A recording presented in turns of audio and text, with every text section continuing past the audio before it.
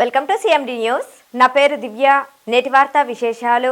విశాఖ ఉక్కు పరిశ్రమ ప్రైవేటీకరణ ఆపాలని, పెండింగ్లో ఉన్న కార్మిక వేతనాలు వెంటనే చెల్లించాలని డాక్టర్ బిఆర్ అంబేద్కర్ సర్కిల్ నందు నిరసన తెలిపి డాక్టర్ బిఆర్ అంబేద్కర్ గారికి సిఐటియు ఆధ్వర్యంలో వినతి పత్రం ఇవ్వడం జరిగింది. ఈ సందర్భంగా డాక్టర్ బిఆర్ అంబేద్కర్ కి కేంద్ర రాష్ట్ర ప్రభుత్వాలకు, ప్రభుత్వ సంస్థలు కాపాడే విధంగా వారికి బుద్ధి ప్రసాదించాలని డాక్టర్ బిఆర్ అంబేద్కర్ కి వినతి పత్రం ఇవ్వడం జరిగింది. ఈ కార్యక్రమంలో సిఐటియు నాయకులు ఎల్ ఆదినారాయణ, ఎస్ హైదర్ వలి, ముకుంద, కేశవ, ఈశ్వరయ్య, అంగన్వాడీ వర్కర్స్ దీనా, పోతక్క, సునీత, పాఠశాల ఆయాలు చౌడమ్మ, జయమ్మ, ఐ లక్ష్మీదేవి తదితరులు పాల్గొన్నారు. రాష్ట్ర వ్యాప్తంగా విశాఖ ఉక్కు ప్రైవేటీకరణ ఆపాలని, ముఖ్యంగా కేంద్ర ప్రభుత్వం ఈ మధ్య కాలంలో కేటాయించిన బడ్జెట్, ఆ యొక్క బడ్జెట్ను కార్మిక శ్రేయస్సు కానీ, కార్మికుల బకాయి పెట్టే వేతనాలు కానీ, పరిశ్రమ అభివృద్ధికి కానీ ఏ విధమైన అవకాశం లేకుండా ఇది కేవలం బకాయి పడ్డ కాంట్రాక్టుల నిధులు చెల్లించడానికి మాత్రమే బడ్జెట్ కేటాయించిన. కాబట్టి ఈ బడ్జెట్ కేవలం బకాయి పడ్డ కాంట్రాక్టులకు మాత్రమే చెల్లించాలి.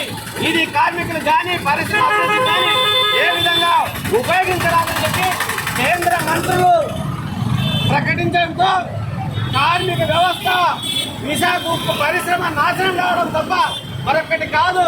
అందుకనే బకాయి పడ్డ వేతనం వెంటనే చెల్లించాలని, విశాఖ ఉక్కు పరిశ్రమకు అవసరమైన ముడి సరుకు కొనడానికి కావాల్సిన బడ్జెట్ను కేటాయించాలని ఈ సందర్భంగా రాష్ట్ర వ్యాప్తంగా నిరసన కార్యక్రమం తెలియజేస్తున్నాం. ఈ కార్యక్రమానికి ముఖ్య అతిథులు చేసిన దిశాదాక శ్రామిక మహిళా జిల్లా కార్యదర్శి, అదేవిధంగా సిఐటి జిల్లా నాయకులు ఎస్హెచ్ భాష, టి అయూబ్ ఖాన్, ఎల్ ఆదినారాయణ, అదేవిధంగా అయూబ్ ఖాన్, హైదరోలి, అదేవిధంగా ఈశ్వర, మున్సిపాలిటీ కార్మిక సంఘ నాయకులు ముకుంద, కేశవ, అదేవిధంగా అంగన్వాడీ సెక్టార్ లీడర్లు దీనా, పోతక్క, సునీత తదితరులు రావడం జరిగింది. అదేవిధంగా ప్రభుత్వ పాఠశాల ఆయాలు చౌడమ్మ, జయమ్మ రావడం జరిగింది. ఈ కార్యక్రమాన్ని ఉద్దేశించి కామ్రేడ్ దిల్షాద్ గారిని మాట్లాడుతుందిగా కోరుచున్నాం.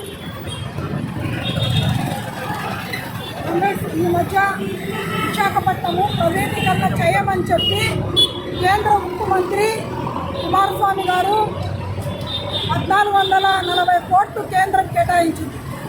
ఈ 1440 కోట్లతో కార్మికులకు వేతనాలు కానీ, లేకపోతే ముడి సరుకు కానీ, అదేవిధంగా ఫ్యాక్టరీకి కావాల్సిన పరికరాలు కానీ కొనకూడదు అని చెప్పి ఒక కండిషన్ పెట్టింది. దీన్ని సిఐటియుగా మేము తీవ్రంగా ఖండిస్తున్నాము. ఎందుకంటే ఇప్పుడే విశాఖ అప్పుల్లో కూరుకుపోయింది.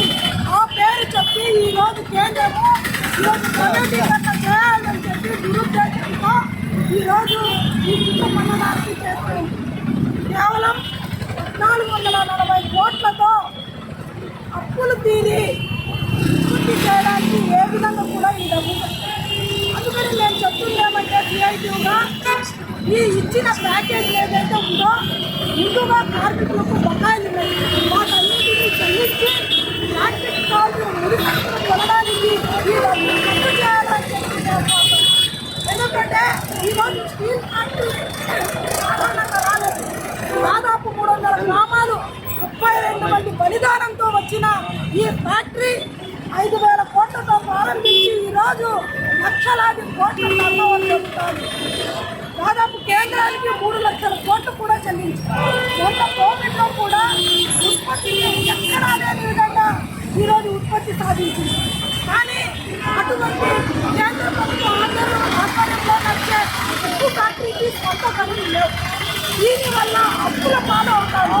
సొంత గనులు ఉంటే ఉక్కు ఫ్యాక్టరీకి ఒక టన్ను ముడి సరుకు 1000 లోపల దొరికింది. అట్లాంటిది ఈరోజు బయట కొనాలంటే దాదాపు 3 నుంచి 6,000 రూపాయలు ఒక టన్ను పడుతుంది. దీనివల్ల ఉత్పత్తి పెంచాలంటే లక్షల రూపాయలు ఈరోజు అప్పుల్లో దీన్ని అరికట్టాల్సిన అవసరం ఉంది. ఈరోజు స్టీల్ ఫ్యాక్టరీకి ముడి సరుకు కావాల్సిన ధరలు కేటాయించాల్సిన బాధ్యత ఈ రాష్ట్ర ప్రభుత్వం యొక్క సీఎం గారు. అదేవిధంగా ఈ కర్మకారానికి రావాల్సిన, ఉత్పత్తికి రావాల్సిన నిధులు కేంద్రంతో కోట్లాడి పంపించుకోవాల్సిన బాధ్యత కూడా సీఎం ఉంది. దీన్ని దృష్టిలో పెట్టుకొని ఈరోజు దీన్ని ఈ ఉక్కు పరిశ్రమను ప్రభుత్వ శాఖ అయిన శైలిలో కలపాలని చెప్పి స్టీల్ అథారిటీ కలపాలని చెప్పి అయినా ప్రభుత్వం అప్పుల పేరు చెప్పి అప్పులు తీర్చేసి ఆ ఫ్యాక్టరీని ప్రైవేట్ వాళ్ళకు అప్పచెప్పాలని దురుద్దేశంతో అప్పులతో గత 4 సంవత్సరాల నుంచి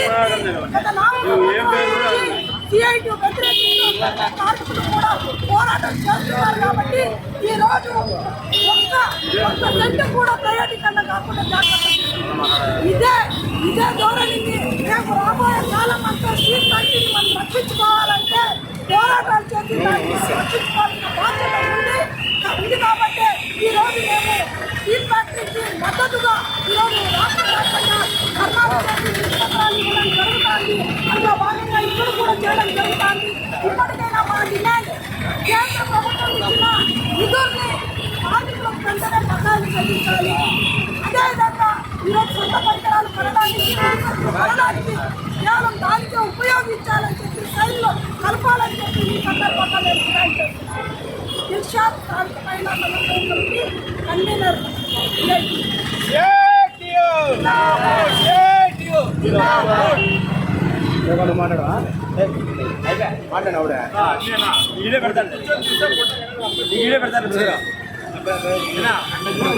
Malinidevi multi speciality hospital, Christian Peta, 5వ లైన్, కావలి.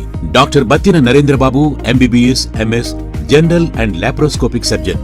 మా హాస్పిటల్ నందు అందించు వైద్య సేవలు: లాప్రోస్కోపిక్ ద్వారా అపెండిసెక్టమీ, 24 గంటల కడుపు నొప్పికి చికిత్స, హెర్నియా మరియు పిత్తాశయంలో రాళ్లు తీయబడును, డెంగ్యూ, మలేరియా, టైఫాయిడ్, వాంతులు, విరోచనాలు మరియు అన్ని రకాల జనరల్ కేసులకు వైద్యం చేయబడును. పేగు రంధ్రం పడుట, పేగు మెలికపడుట, పేగుపూత, వర్బీజం, హెర్నియా, నరాలు ఉబ్బడం, హైడ్రోసిల్, థైరాయిడ్ ఆపరేషన్లు చేయబడును. పైల్స్, మొలలు, ఫిషర్, లూటీ, లైపోమా, కొవ్వుగడ్డలు వీటికి చికిత్స చేయబడును. కడుపులో పేగుపూతకు ఎండోస్కోపిక్ చేయబడును. శరీరంలో ఇతర కురుపులకు వైద్యం చేయబడును. అన్ని రకాల పాయిజన్ కేసులు చూడబడును. పాము కాటు, తేలుకాటుకు ప్రత్యేక వైద్యం.